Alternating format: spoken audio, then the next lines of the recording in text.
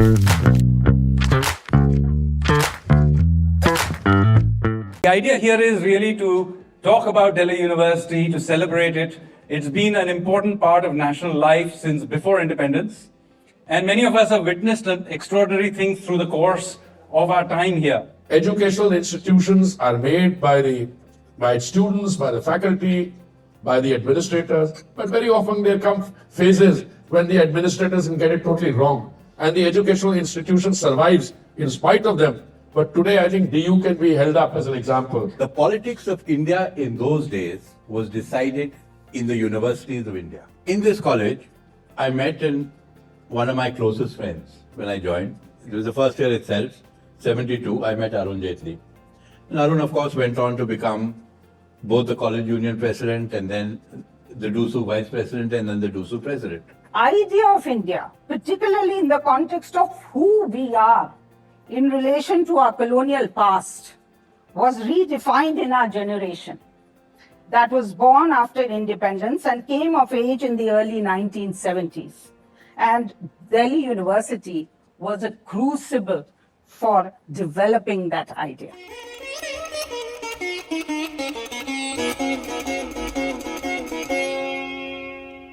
Today, as we celebrate the 100 years of University of Delhi, for which this particular session is there, certain words I can only say is whatever the University of Delhi has done in 100 years is tantamount to say that we have been nation builders. Whether it is in terms of knowledge sets, skill sets, or conducive mindsets, University of Delhi has given this to the nation. Today, as we talk about Viksit Bharat and the contribution of youth towards Viksit Bharat, we at Sri Ram College of Commerce, primarily dealing with commerce, economics, and management, in our everyday class, talk about aspects which are going to take a step towards the Viksit Bharat. As economists, we have always said there are trade-offs. So allow me to just mention some of the trade-offs that we are talking about. If we are discussing economic growth on the one hand versus redistribution policies, it happens in this particular institution. If we are talking about inclusiveness versus sustainability, it is again being discussed in the confines of the classroom and outside the classroom of SRCC as also the University of Delhi. Each time economics is discussed, we talk about limited resources, yet we have to attain sustainable development goals and much more to achieve in terms of infrastructure. This is again something which is being provided as a part of the knowledge sets to students of the University of Delhi. Most importantly, prioritizing short-term versus long-term goals, because they often may be a trade-off between the two, is also something which our students appreciate and understand. As a policy maker, at any given point in time, is it demand side policy or supply side? Our students are well able to understand which policies to be prioritized, amongst several others. And I would also like to mention, we are aware of the crowding out and crowding in of the government, and totally understanding how much the government is doing at this particular point in time. It is important for us to understand the role of the private sector, including the one which the public-private partnerships have to play. And finally, I would only conclude by saying that even though at each point in time I've used the word versus, my last would be versus and, which means there necessarily should not be a trade-off. The various aspects that we have discussed could actually go hand in hand. And it is the spirit and the mindsets of everybody sitting here and listening to us. We are able to attain the best and bring in what the nation wants us. Every contribution of ours is towards upliftment of the college, upliftment of University of Delhi, and of the nation finally. We remain committed to make students globally responsible social citizens. Thank you for this opportunity of providing the opening remarks for this wonderful session. Look forward to attending it. Thank you so much. So let's hear it more loudly. How are you feeling, Delhi University, this afternoon? Feeling good? Okay, way. The reason we are here today is to talk about a book. It's Delhi University celebrating 100 glorious years, edited by Hardeep Ji. Last year it came out, and it has some fantastic essays by students over many decades about their experiences here in Delhi University. All of us, four of us, have a essay inside it, so please do pick up a copy. The idea here is really to talk about Delhi University, to celebrate it. It's been an important part of national life since before independence. And many of us have witnessed extraordinary things through the course of our time here. For instance, in my case, I was here in SRCC from the years 1989 to 92. And those were tumultuous years. Those were the time when the Soviet Union collapsed, our own economy collapsed, and we went through the 1991 reforms. We had the Mandal agitations, we had the Ram Janmabhoomi movement, and many other things, Rajiv Gandhi's assassination. So it was an extraordinary time. And of course, many of the three of them have also experienced and witnessed extraordinary times during their time in the university, and we'll be talking about that. But Delhi University has in many ways been the place where all these conversations happened at different points, going back, as I said, even before independence, and they were part of the independence movement as well. And really, this book is a glimpse into the various points, the attitudes people had, and so on. So I'm going to start with you, Hardeep Ji. First of all, give us a glimpse of what was Delhi University like during the 1970s. What do you think, what were the thoughts going through your head looking ahead? I mean, there are students in the audience, they are thinking about looking forward to their careers, their lives. What were you thinking about sitting here in Delhi University in the 1970s? No, I joined the university in the late 60s. Okay. And 1968 to be precise. If you joined in 89, then in 68 you were just born or not yet born? Not yet born. Not yet born. I've often been asked a question that when you were asked by the publisher to select a few contributors who could write essays for this book, how did you make the selection? And there's something which is not in the editor's note, which I thought I would share with this very young and vibrant audience. I had actually drawn up a list of 25 or 30 people. And I said, as people keep refusing, then we'll go to the next. But you know, lo and behold, not one person said no. Wow. Why?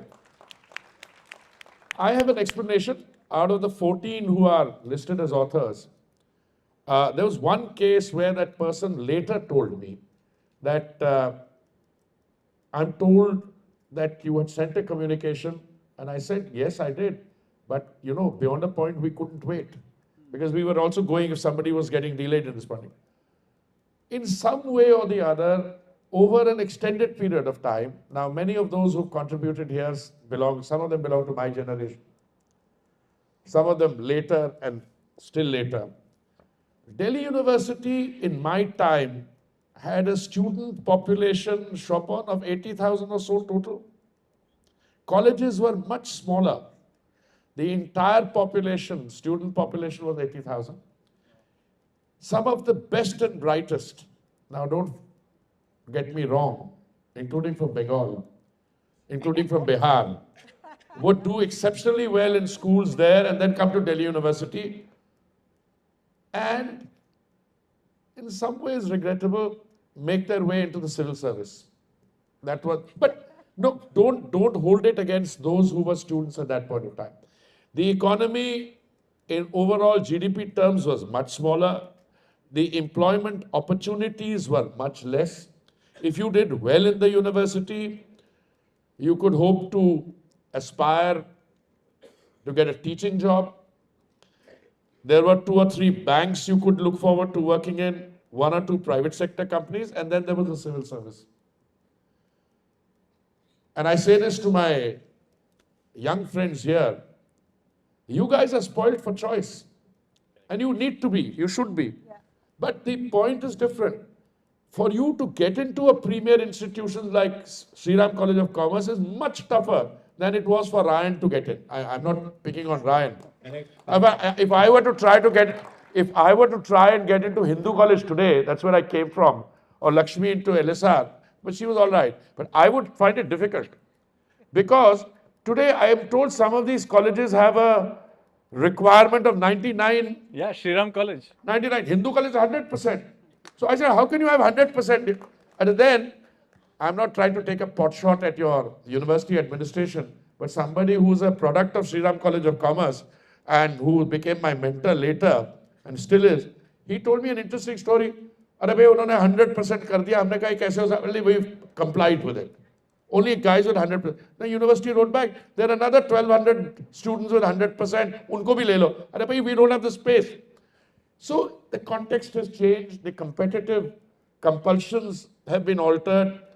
But today, you are a $4 trillion economy, soon to be the world's third largest economy, and going on and on towards becoming a Viksit Bharat. It's a very different atmosphere together.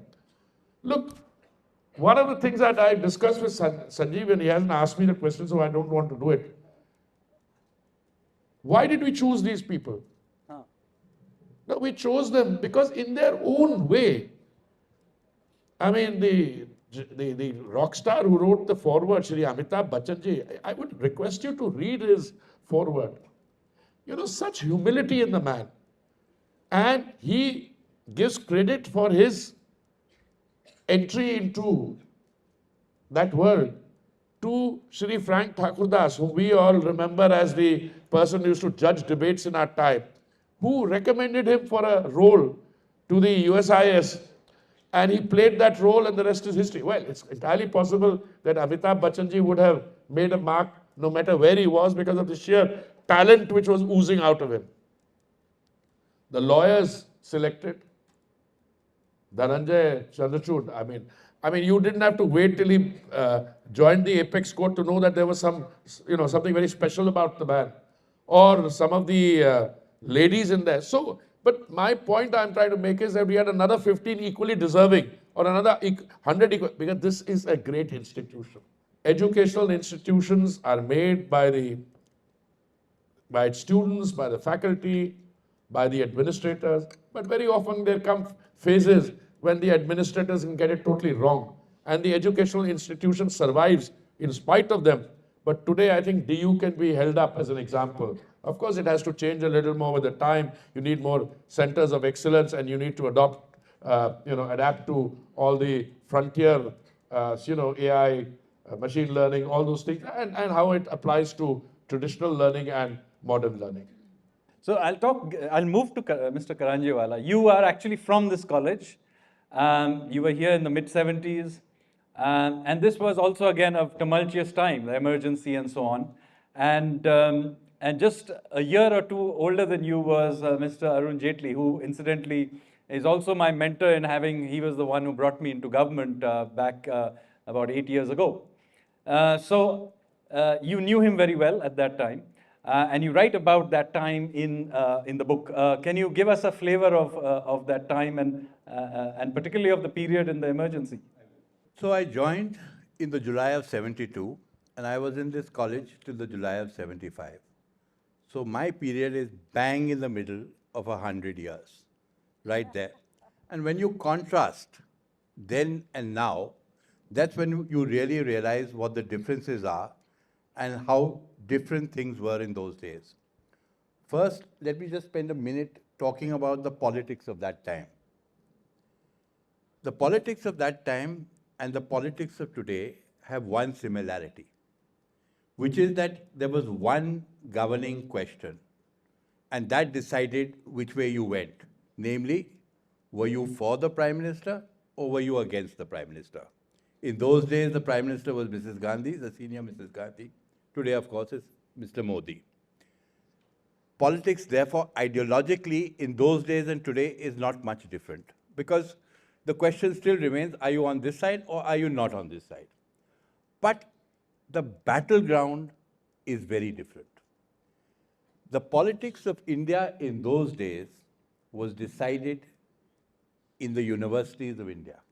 And I'll give you a little example. I'll give you 3 examples. Hardeep joined Hindu College in the year 68, 69, 68.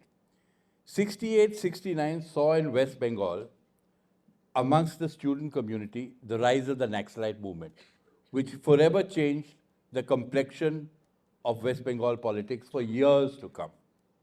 That battleground, correct. So that battleground, the original battleground, was the university. I joined in 72.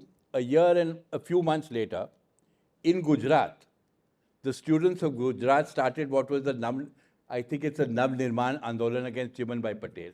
That Andolan began on a simple fact that the mess fees had been increased by 20%. That agitation ultimately culminated in Chimanbhai Patel being removed as the CM. That battleground again was the university.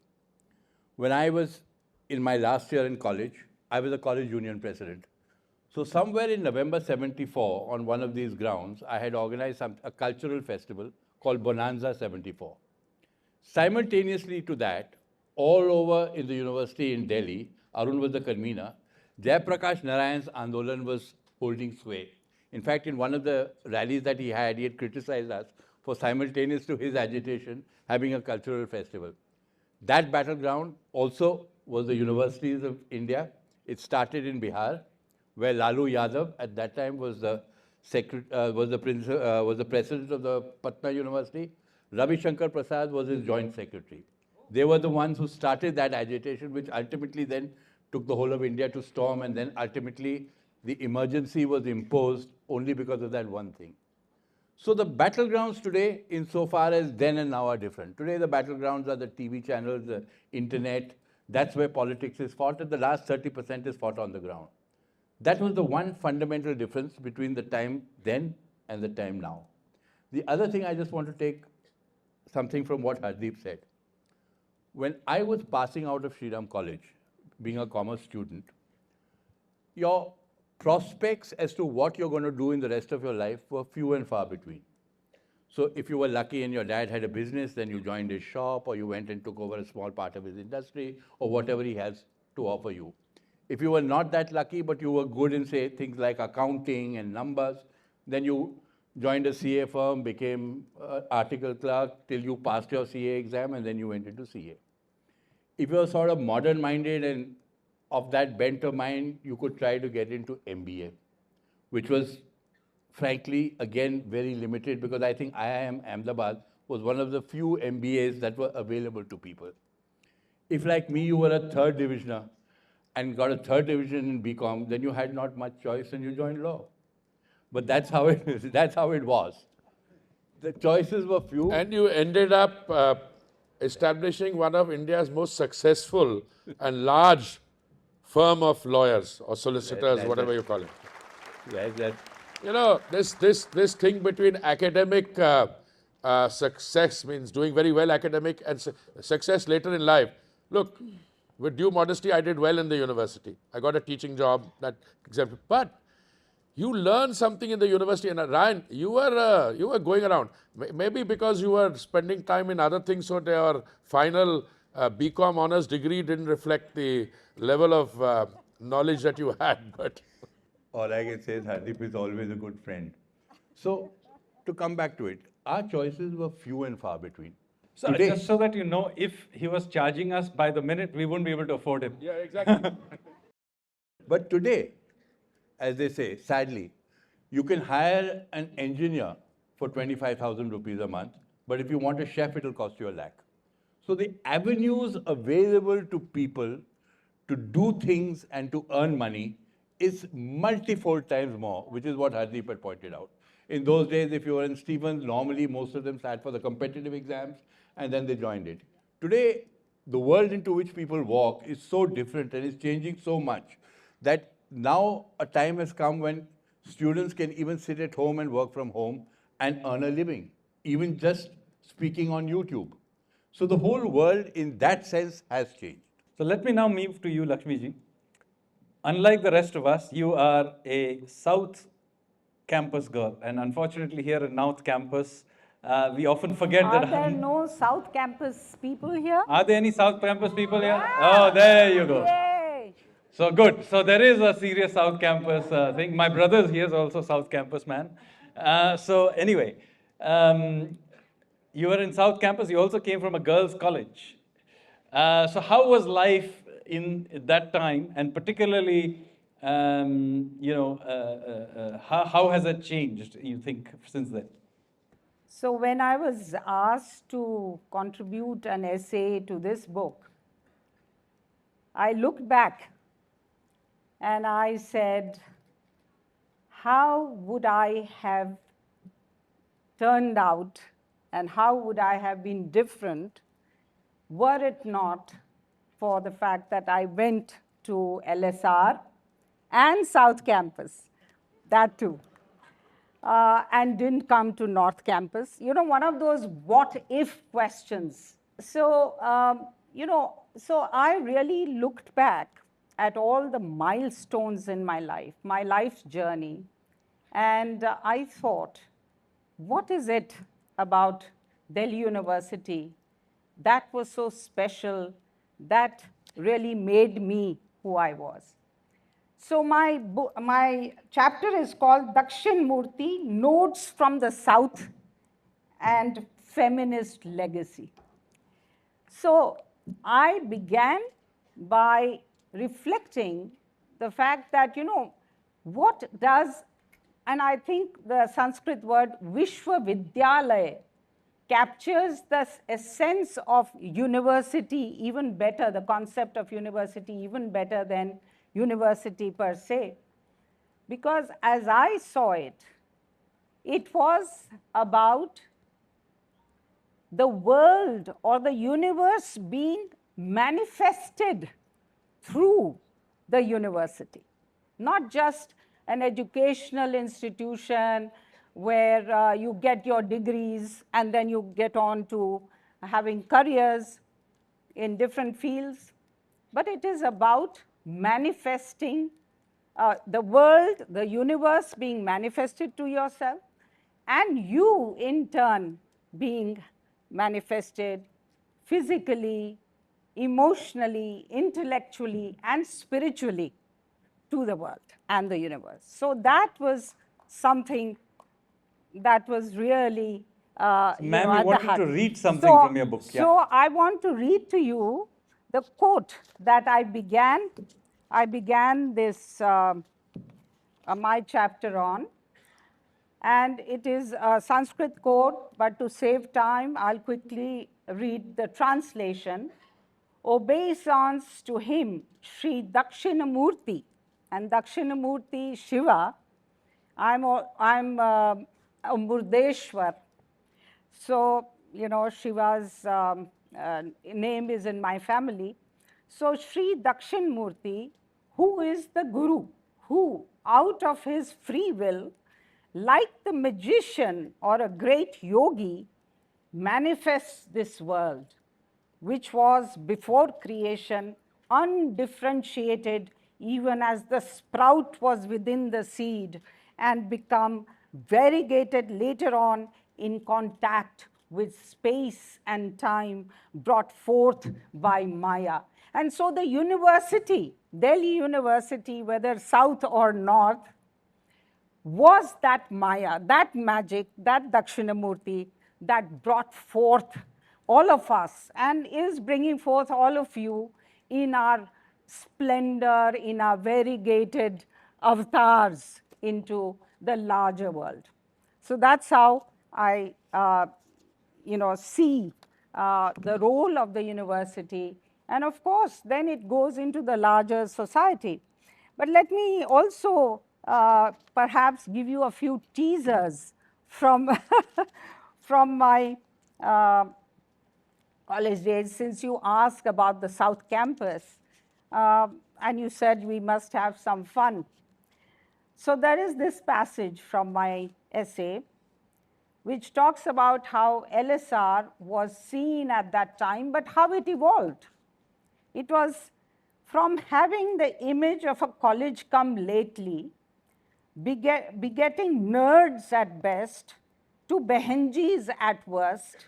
LSR assumed a pride of place by combining a reputation for academic excellence and topping university exams. It produced women who broke the shackles of patriarchy by embracing modernity, cultivated a scientific temper, sought independence and self-realization, often supported by Indian civilizational traditions.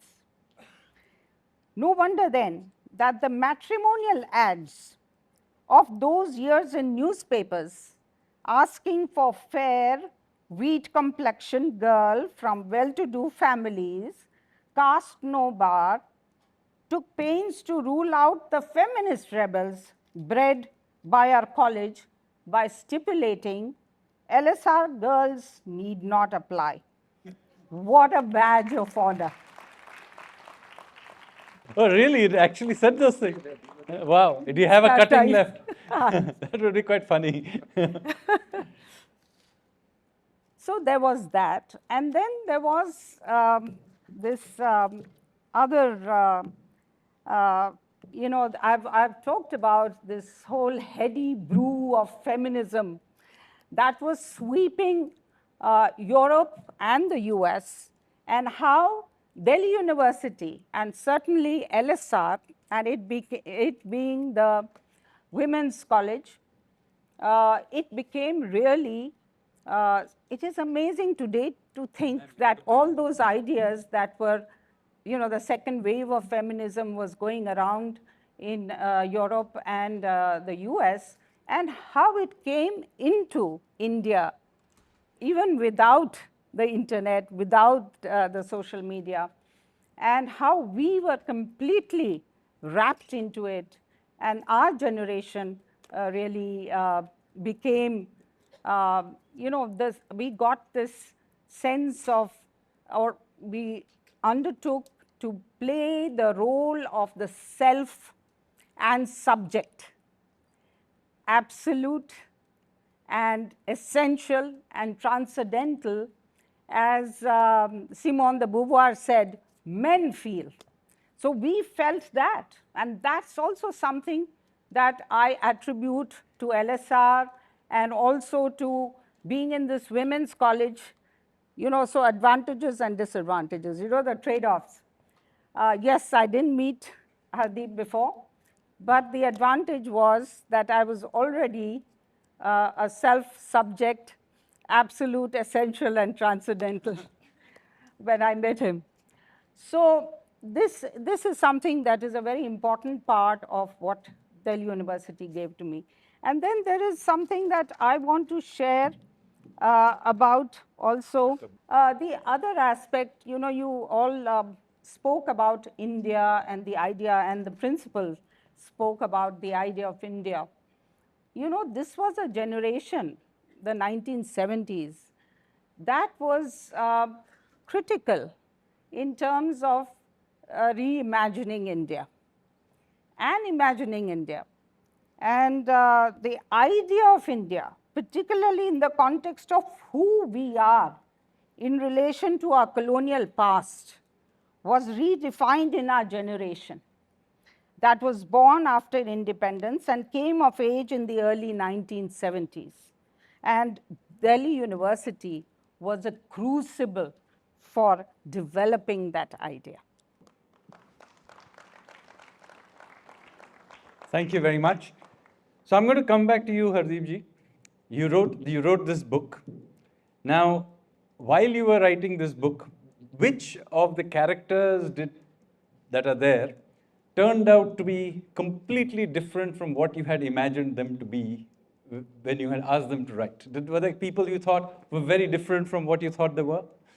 No, I must confess, and I say that in the editor's note, I didn't write the book. I merely put those essays together along with my young friend Rohit, and it required very little editing, as it were, if I remember.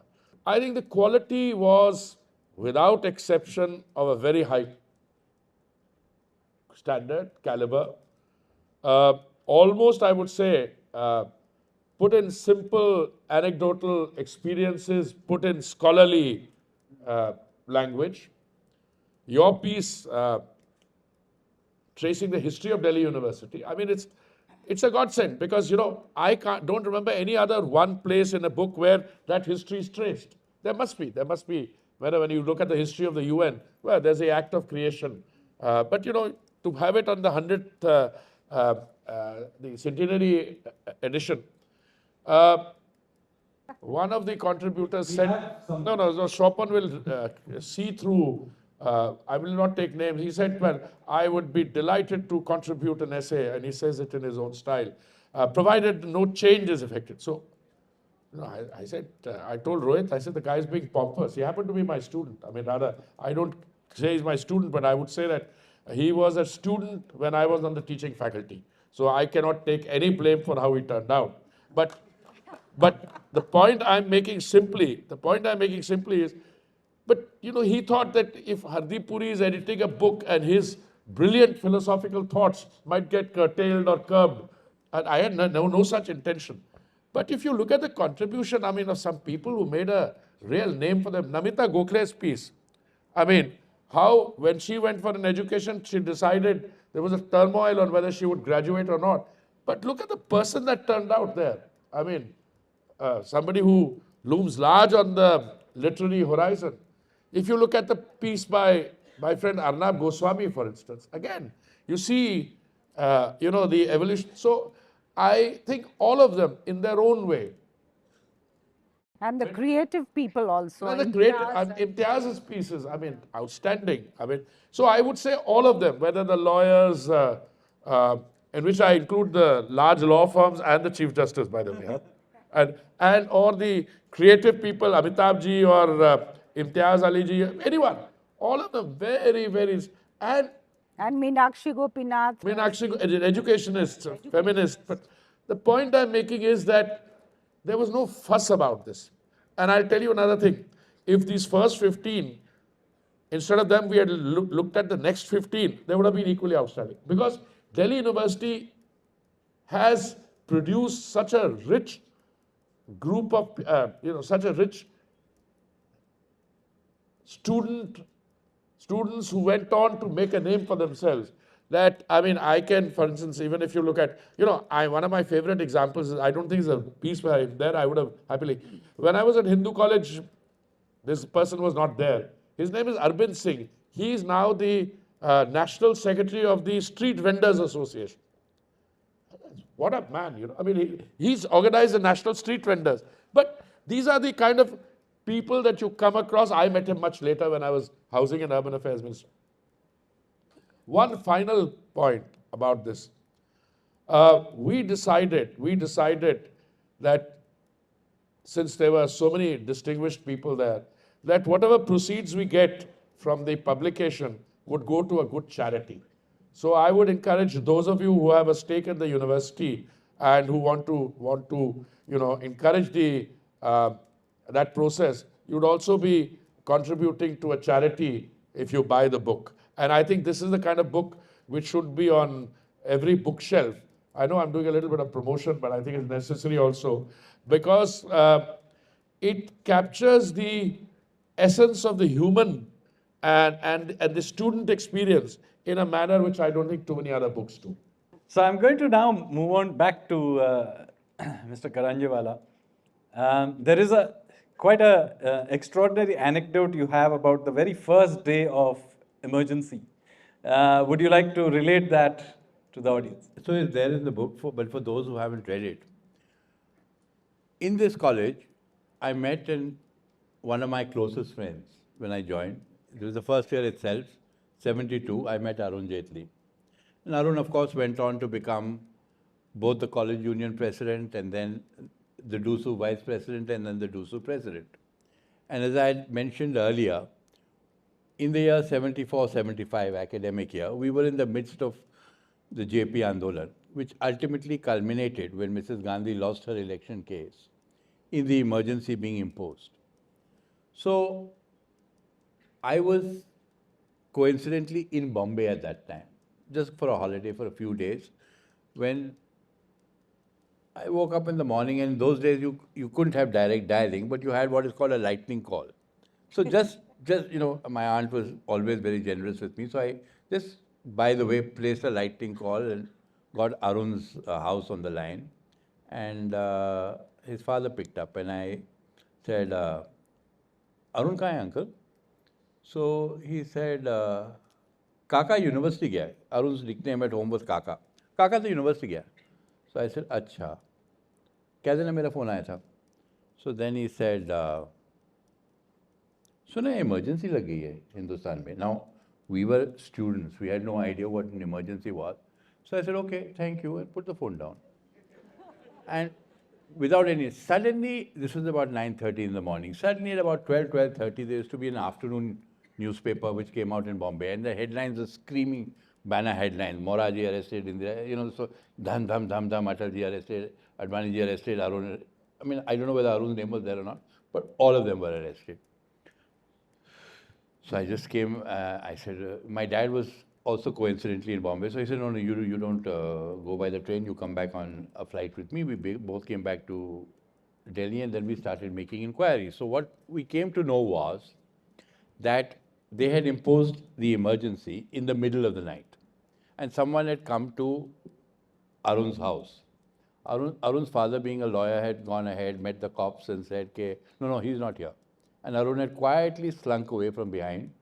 He used to live in Narayana in those days and gone to a friend's place, a friend called Kaka Bhargav. Ajay Bhargav, Anil Bhargav is his name. And spent the night there, went to DU and organized what was, later on we learned, the only agitation against the emergency on that day in the whole of India. So a group of students got together and they demonstrated. And then there used to be the Vice Chancellor's office where there used to be a cafeteria. That's where Arun went there. And then he sort of sat down, was having his omelette or whatever because he hadn't had breakfast. And a friend of his, I remember, he told this to us much later, of course. A friend of his sort of came and sat on his table and, hi Arun, how are you? And all. He said, I suggest you don't sit here because I'm likely to be arrested. And sure enough, he was arrested and spent 19 months in jail after that. So I started corresponding with him in jail, and I've still got some of his letters in one of my cupboards where he was giving me lectures. Now you also better come and give Satyagraha, and in you go yourself, which I didn't. But both my friends, Vijay Gokhale and Rajat Sharma, gave Satyagraha. Rajat Sharma went to jail twice under the... Rajat Sharma, by the way, is also from this college. Yes. So he went to jail twice, and then the emergency lasted for its full 19 months, and it was a very sad experience for most of the country. Surprisingly, and this is an interesting anecdote, it was felt much more in the north. I remember when I went to Bombay, because I was studying in Government Law College in Bombay in those days, and when I went to Bombay, it didn't have that. Soli Sorabji, I remember in those days as a young lawyer, openly speaking and criticizing the emergency at Xavier's College in a function. No fear. Delhi was very different. Northern India was very different. And those were dark days. I'm going to come to Lakshmi ji now. What were the cultural events? Did you attend literature festivals? Did it mean that if you were in a girls' college, you weren't allowed to go to the other colleges to attend festivals like this? So what were the famous festivals of that time? What were the cool things to do? No, I think it was not as if we were sealed off from the North Campus. We were very much interacting with the North Campus. And we had a rich cultural, literary, theater, and debating, all the other activities that we missed. What we missed, which I must have some regrets about, is the political dangle of the North Campus. So, in fact, we led on many areas, in the LSR, whether it was dance. I myself used to participate in dance competitions. What sort of style of dance? Bharatnatyam. Okay.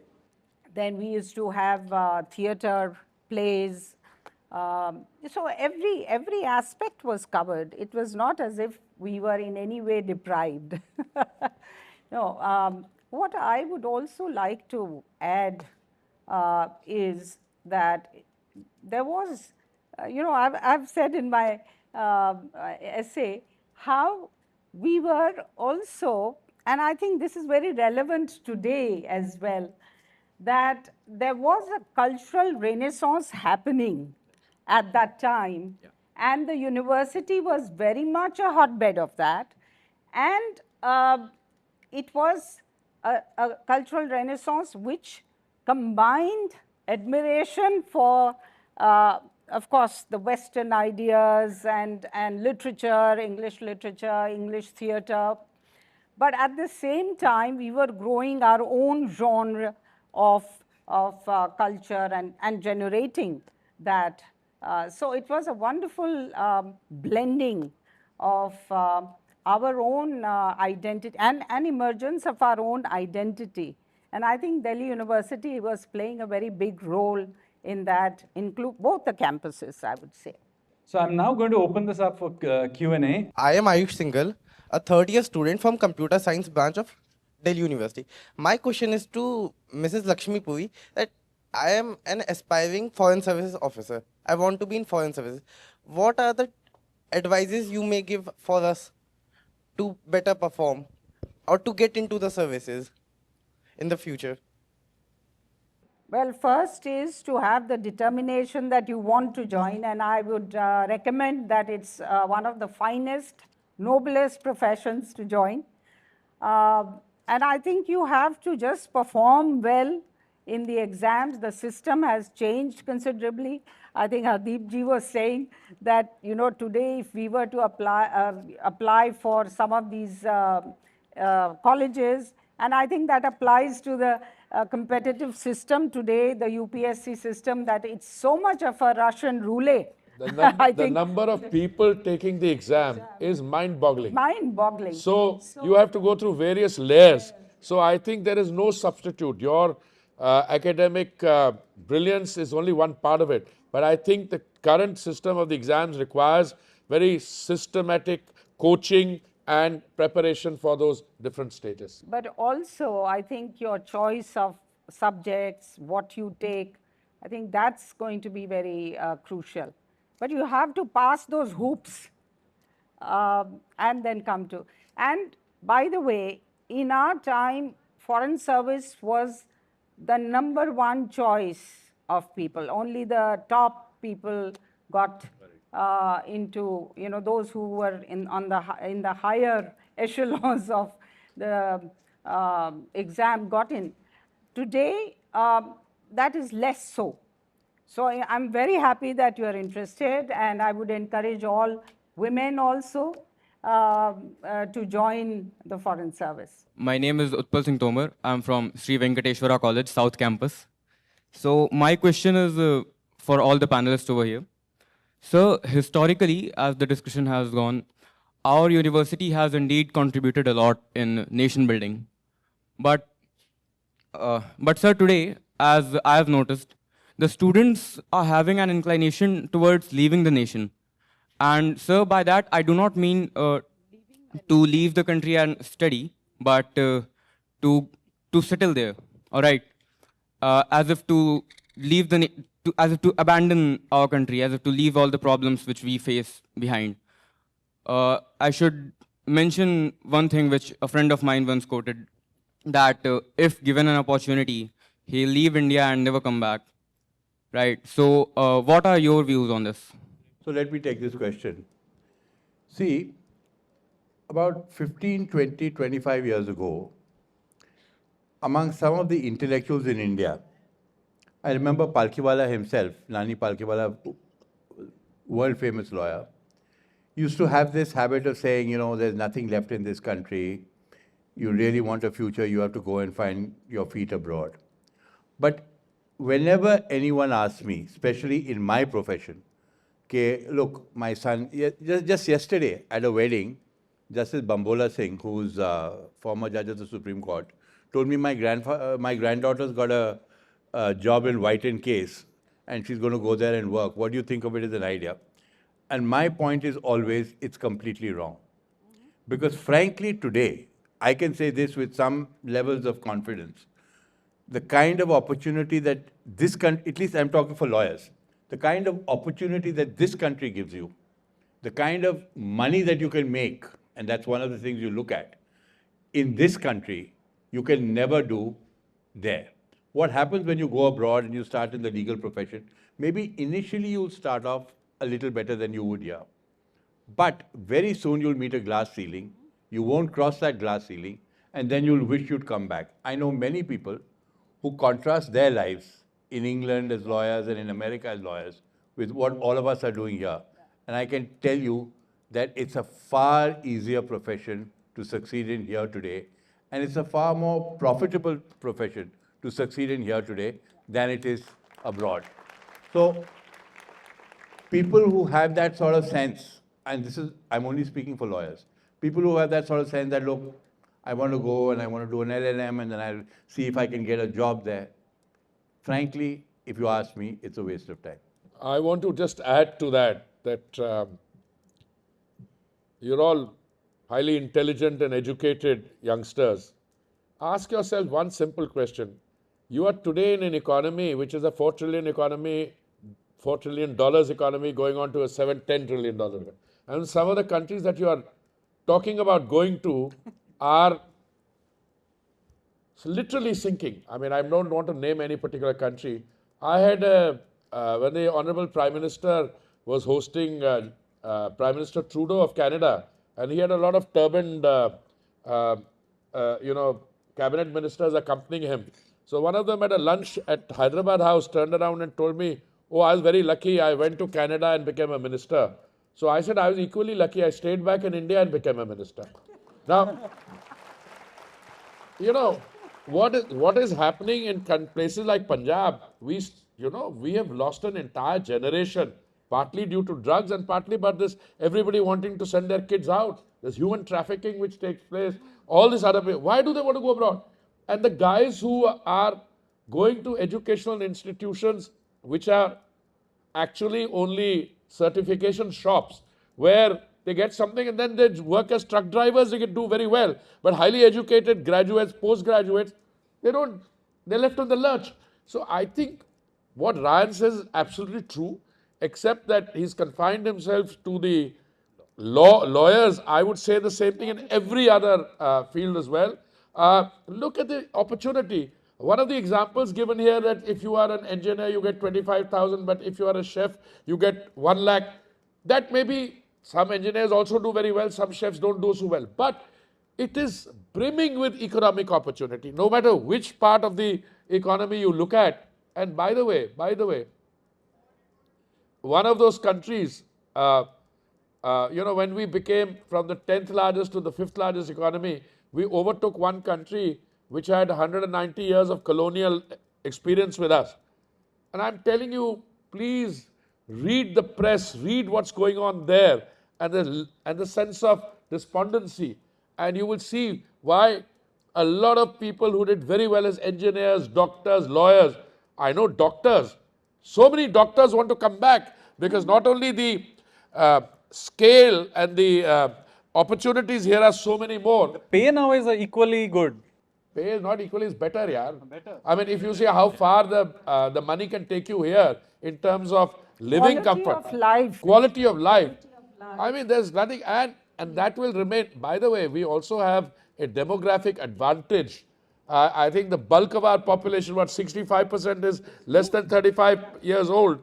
And if you're looking at Viksit Bharat, which means an economy with a GDP of $40 trillion or something, we are in 2025, another 20 years. You guys will be the beneficiaries of that. Why do you want to go out at this point when your own country is becoming a developed country and giving you those opportunities? And to further add, this is not just the average guy. This room is full of the elite of this. So they're the full beneficiaries of that growth. So I'm going to ask questions on this side now. And drivers of the growth. They have a responsibility because they have got the benefit of education and skills and capacity and gift of it. So they have to give back by staying back. Hello everyone, my name is Yogita Mishra. I am a second year journalism student at Lady Shri Ram College. My question is for ma'am. Ma'am, in the entire conversation you have been talking about LSR a lot. So my question is regarding that only. So it is what is one thing or a few things which you enjoyed back then when you were in the campus, and those things which you want to enjoy, like if you get a chance to be a part of the college once again? Well, I certainly enjoyed the friendships. The fact that, and this is one thing that I want to mention about Delhi University, it is the meeting point of people from all over India. So one of the great learnings and a cultural immersion that happened was that we had girls from all over India, you know, from the south, north, east, west. So we could sing Gujarati songs and Marathi songs and Punjabi songs and Tamil songs. So it was really a total immersion in Indian way. The other aspect that I really enjoyed was that we were also, you know, this was among the first generation of women who were attending college with a career in view. Our mothers had, many of them were graduates, many were not. Many of them who came to LSR at that time were first, you know, first in their families to go to college. So it was quite a variegated field.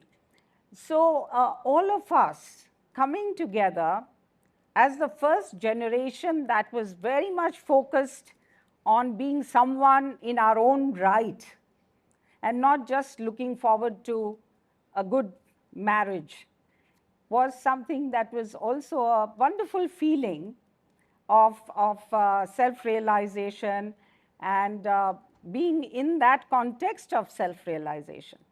So it was really that aspect. The other aspect, and also much of it was different classes, you know. So in many ways it was a classless kind of context.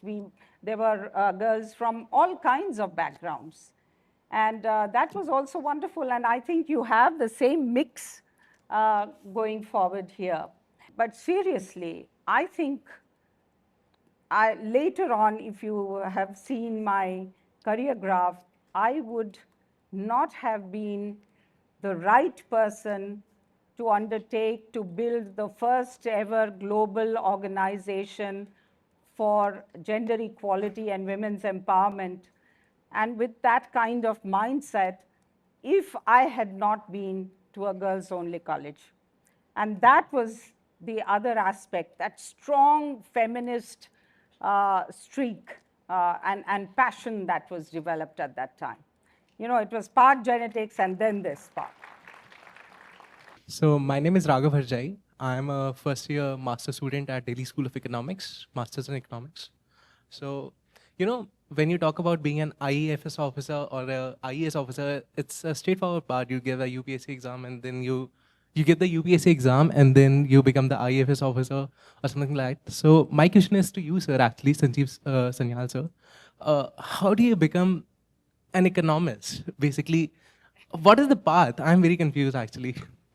Actually, my question is to Madam Puri. First of all, my name is Ankit Sachdeva and I'm an engineer by profession. I'm asking question on behalf of my wife. Actually, we have attended your book launching session, Swallowing the Sun in Greater Kailash.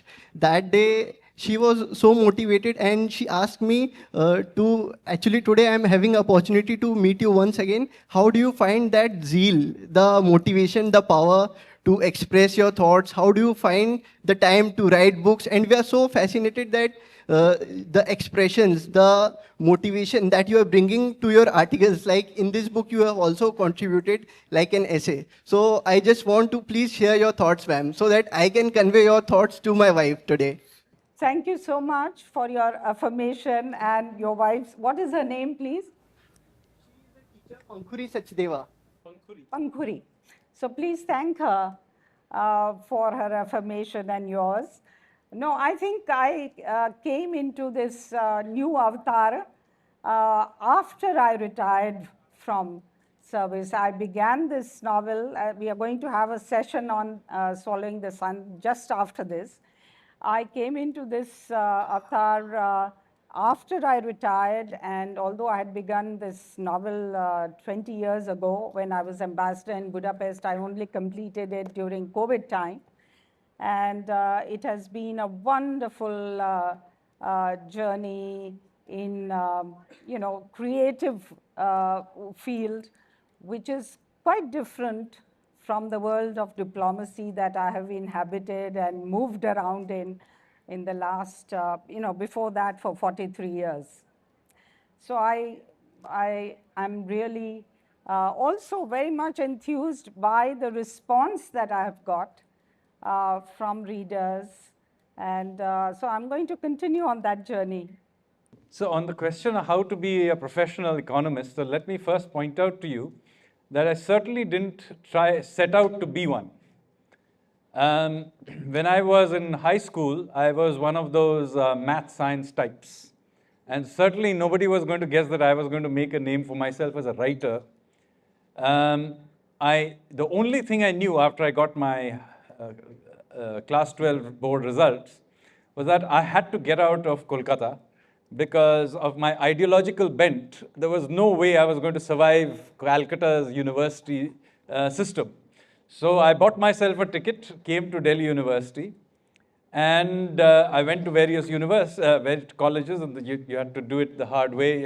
And mind you, when I was very young, I had lived in Delhi for a couple of years, but otherwise I didn't really know Delhi at all. This is, as you know, usually all this is done in the height of summer. It's 45 degrees when you're going from college to college, filling out these things. So I went to various colleges. I went to Hindu, I went to Hansraj, and in most places I actually filled out for studying physics and maths and stuff like that. So I also came to Shri Ram College. Now, I didn't know Shri Ram College had only 2 courses. And my best friend of that time was also applying here, and he applied for economics. So I also applied for economics, and as it happened, I got through. And without too much thought, I just chose to be in Shri Ram College to study economics. I could well have been studying something completely different and ended up there. And of course, then I studied economics. And then in my 3rd year, I still didn't know what on earth I wanted to do.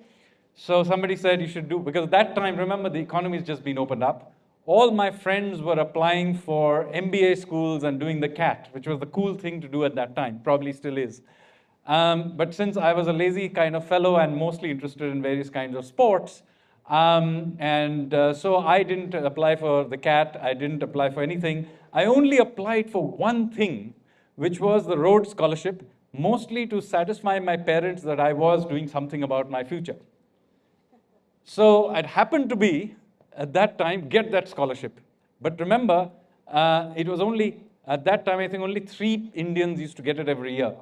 So if you think that there was a grand plan and all of this, there wasn't. So I ended up in Oxford because I had 3 years of money. I did a couple of degrees till it ran out. Then the option was to do a PhD. Now, I'm not an academic type at all. So therefore, I said, look, I couldn't be bothered to going to a university and spend another 3 years of going to a library to do a PhD. So I asked around for some jobs, and somebody offered me an interview in London. But on the very same day, some small boutique firm called Crosby, which nobody now, it's closed now, offered me a first-class ticket to go to Singapore to take an interview. Now, the firm that called me in London was Morgan Grenfell, a very well-known firm. And the one in Singapore I had never heard of, but it had given me a first-class ticket to go to Singapore, which I had never visited. So, of course, the first-class ticket won. And I took a flight to Singapore and got a job. So that's how I ended up in the financial markets. Now, if you think that there's some grand plan and all of this, please tell me what it is. But so if I have not managed to answer your question about how to become a professional economist, that's because I have absolutely no idea. Before you bring this session, which has been fascinating, to a conclusion, the man's modesty needs to be applauded, and I think we should do that. Listen, in your time, only 3 people used to get the roads. In my time, only 2. And Chopin and I know a story. I applied for the roads. I got into that final shortlisting till I was asked by a short guy who used to teach English at St. Stephen's College, who was on the roads interview board. And he said, will you apply for the IAS? So I said, wait a minute. If you give me the scholarship, I will take it. I mean, because that was something that we all in our time really looked forward to. Because for a middle class or a lower middle class product, to get 2 years or 3 years at a good Oxford college with expenses and meal charges being paid for was a great thing. But then I look back at my life and I said, I'm glad. They said, come back next year. They told me, come back next year. They didn't trust you. No, they didn't trust me. They said, come back next year. I had got into the foreign service by next year. But no, I think I'm making a different point. You put it very well in terms of the fact that opportunities open up. And I think when you've got a good education, you also have the capacity to take risks. So you chose that first-class ticket to Singapore against a well-known establishment. But these guys sitting here will have those opportunities many-fold. They'll have many more time. And I think that's the beauty of a university, because it's also the first platform for you to network. When I was a student at Hindu College, I got my job, my first offer for a job in the private sector, although I was a student of MA History. I didn't even appear in the MA final exam, and I joined a premier private sector. University is also a great recruiting ground. I'm not saying physically, but otherwise. Great place for platform, for networking, for making contacts. Many of my contacts of today all go back to that era. Of course, we all do different things. We end up doing things which we had never planned. But I think, thank you very much. On behalf of the panel, I also wanted to thank you and compliment you for the manner in which you conducted it. Thank you, Sanjeev.